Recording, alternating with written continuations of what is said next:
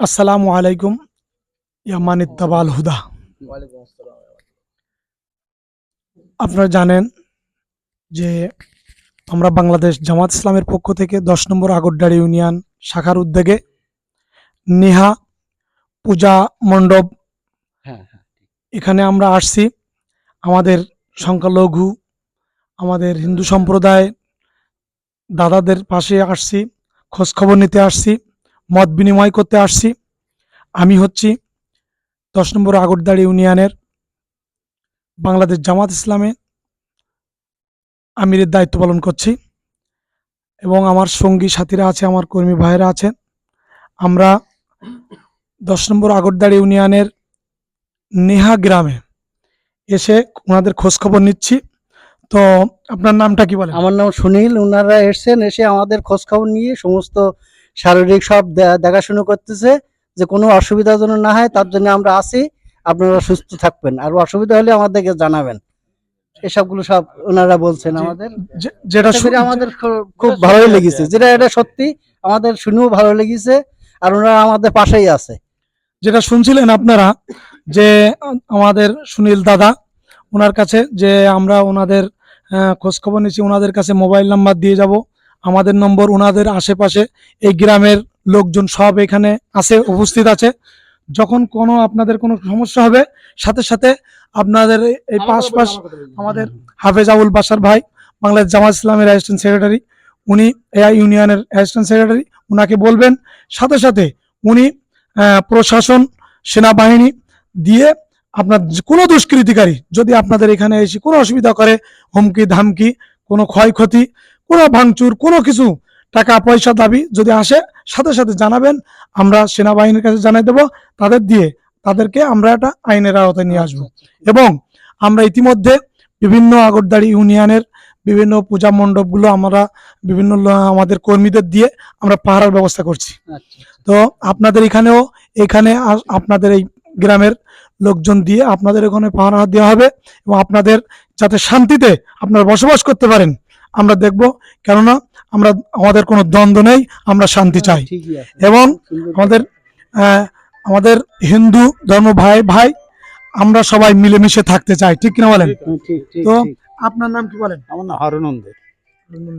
তো আপনাদের কোনো সমস্যা আছে কিনা? না, আমাদের কোনো সমস্যা নেই।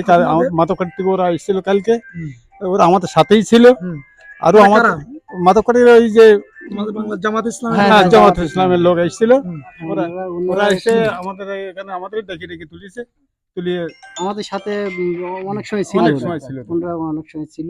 জি জি, ও আমাদের মাধবকাঠি আমাদের এই শাখার বাংলা জামাত ইসলামের লোকজন আসছিল, কালকে আসছিল। আবার আমাদের ইউনিয়ন থেকেও আমরাও আসলাম। আপনাদের খোঁজ খবর নিচ্ছি, সুবিধা অসুবিধা শুধু বলবেন আমাদের, আমরা আপনাদের সার্বিক চেষ্টা করব নিরাপত্তা ব্যবস্থা করার। জি, এবং আপনাদের পাশে থাকার।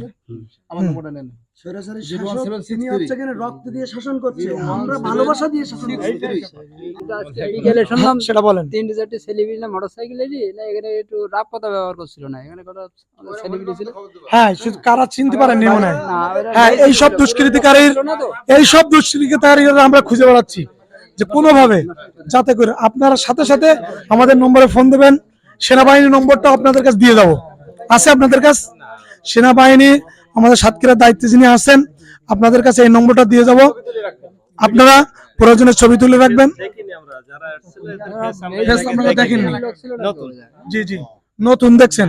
এই কিছু দুষ্কৃতিকারী আছে, এই সুযোগ সন্ধানে তারা বেড়াচ্ছে এবং বাংলাদেশ জামাত ইসলামের যে নামটা পচানোর জন্য তারা চেষ্টা করছে, ঠিক কিনা বলেন? এটাই ঠিক। আপনারা বাংলাদেশ জামাত ইসলামী আপনাদের কি কোনো ক্ষতি করে? মোটেই করে না, আরো সহযোগিতা করে, আমাদের সহযোগিতা করে। আমরাও পছন্দ করি তাদের নীতি ভালো।